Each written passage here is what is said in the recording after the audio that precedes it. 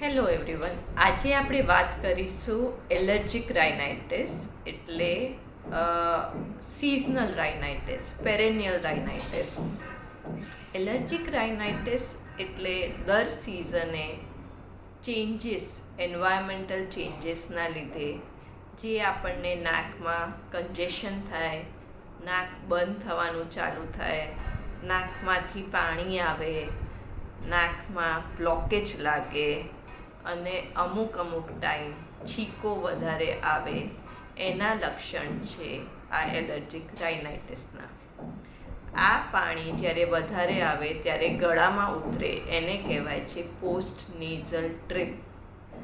ઘણી વખતે long term ખાંસીનું reason બી આ એલર્જીક રાઇનાઇટિસ હોય છે, કારણ કે એ એલર્જન્સ જે નાકની પાછળના ગળામાં ઉતરે છે, જેના લીધે સામાન્ય ખાંસી શરદી નથી થતી, એનું મેઇન ફોકસ નાક હોઈ શકે. કરીબન 15% લોકોને આ બહુ જ કોમન પ્રોબ્લેમ છે, જે દરેક સિઝનમાં અનુભવતા હોય છે.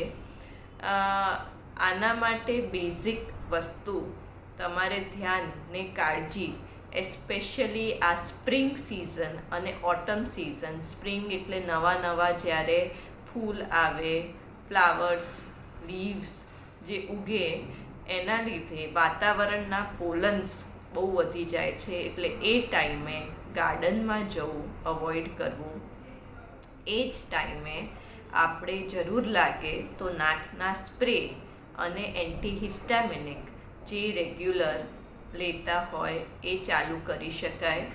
અને પ્લસ આ વસ્તુ અગર 3 મહિનાથી વધારે કોન્સ્ટન્ટ બ્લોકેજમાં રહેતી હોય તો પ્લીઝ એને અવોઇડ ના કરવી, કારણ કે એ ક્રોનિક રાઇનોસાઇટિસ કરીને તમારા સાઇનસને ખરાબ કરી શકે.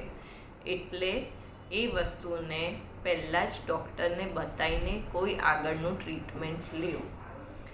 ક્રોનિક રાઇનોસાઇટિસના માટે આપણે શું કરી શકીએ છીએ, એના માટેના આગળના વિડીયો બીજા હશે. Thank you.